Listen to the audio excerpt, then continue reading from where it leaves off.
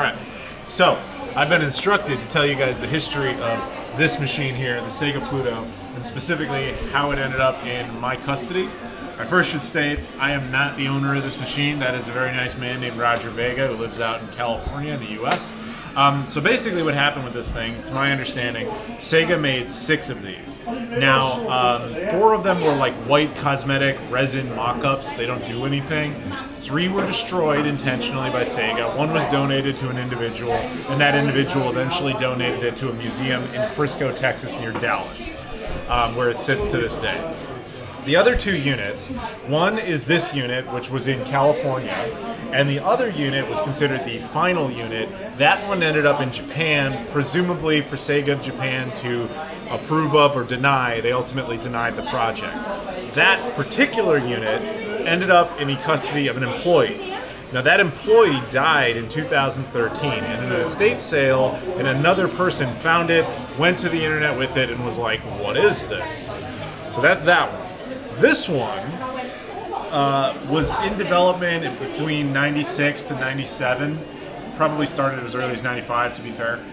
In 99, my friend Roger found this in a flea market, or what you might call a car boot sale, in somewhere outside of San Francisco in California. And the person selling it, we don't know who they were or how they got it exactly, but they were selling it, and they were only asking $5 US. Now, here's the $5 US. Now, the crazy thing is, Roger was a kid at the time. He actually didn't have $5 on him. He only had 3. He offered the guy 3, and the guy took it.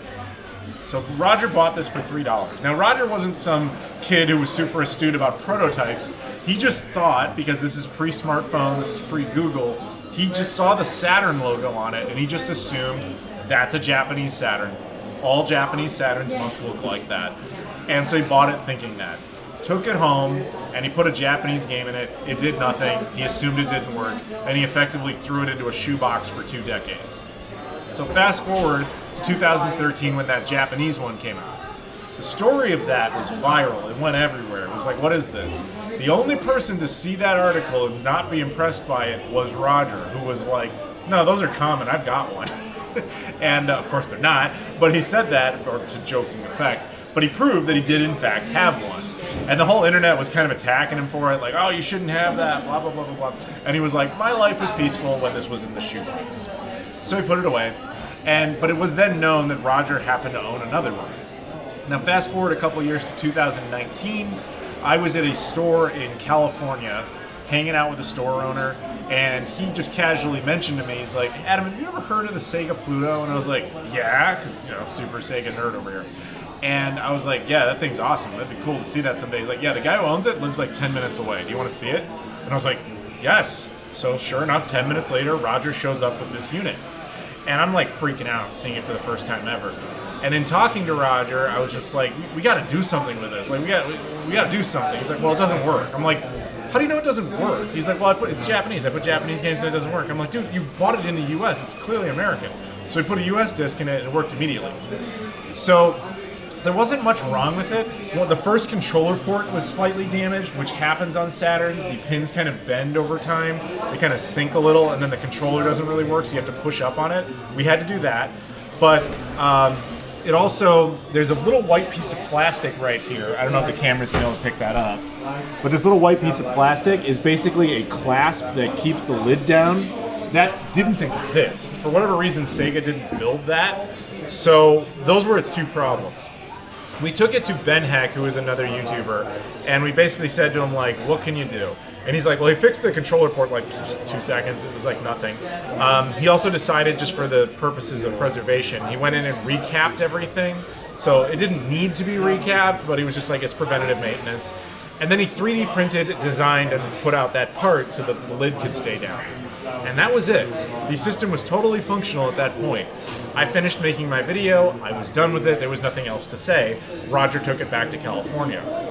Now, fast forward a couple of years, I wanted to do a video on the Sega Neptune, which is a 32X Mega Drive or Genesis combo unit. Only one of those was ever made. It's non-functional, it was just a cosmetic mock-up. It is also at the museum in Texas. And I thought, man, it would be really cool to do a video on that. But there's really no museum in the world that lets you just walk in and take the stuff from behind glass and just did the camera die? No. Oh, it just gonna shut off. All right. There's no museum in the world that will just let you walk in and take stuff and just do videos on it. So I was like, the only way they might take me seriously is if I walk in with this thing. So I texted Roger. I'm like, here's this stupid thing I want to do. And he was like, if it was anyone else, there's no way. But for you, if you really want to do that, you want to fly out to California, pick this thing up. Okay. So I did. I took it down to Texas. I walked in there, and I just showed it to the guys who ran the museum. And they were like, oh, this is amazing. They went and got the white Pluto. We did like a little reunion with the two. I held them like newborn babies. It was really cute. And then they brought out the Neptune. So we had all these cool prototypes all in one go. But ever since then, Roger has basically said, like, look, if you bring it back to me, it's just going to go back in the shoebox. Like, I'm not selling it. I have no interest in getting rid of it. But I'm happy to let people see it. So if you want to keep traveling with it, take it to shows, or whatever you want to do, go ahead.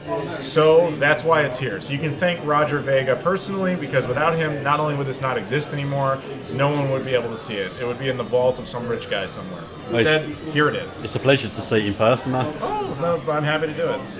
So, I bet you were shaking when you held it for the first time. I tried to not do that the first time, but didn't want to give a bad impression. But the amount of times I've seen that joke of people going, whoa, it's like, please stop. No. It's not funny. Especially when it's something like this. Yeah.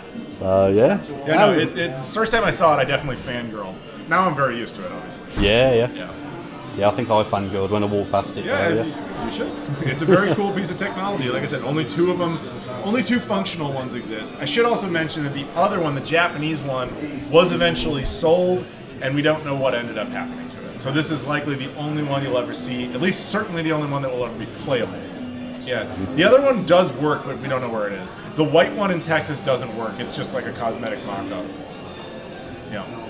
Oh, brilliant. Well, hopefully that answers your question. It's a fantastic journey for getting it here. Well, the thing is, I also travel a lot, so I tend to take it with me.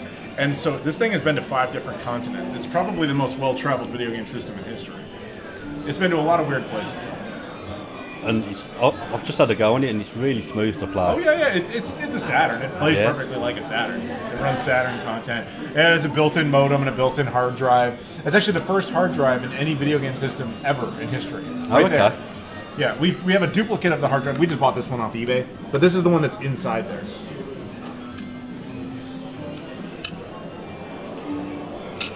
Have you opened up the metal case? Yeah, of course. Yeah. There's nothing on the hard drive. Everybody asks. Yeah, we tried to run it through Linux and everything to make sure there truly was nothing. We're pretty sure that Sega literally just took the part they would have used, they just plopped it in there, and that was it. Oh, fantastic. Yeah. And what's your YouTube channel? My YouTube channel is Adam Koralik. I've been doing that for like 15 years, talking retro video games and stuff like this. Brilliant. Yeah. I'll pop a link down in the YouTube video for you. I appreciate that.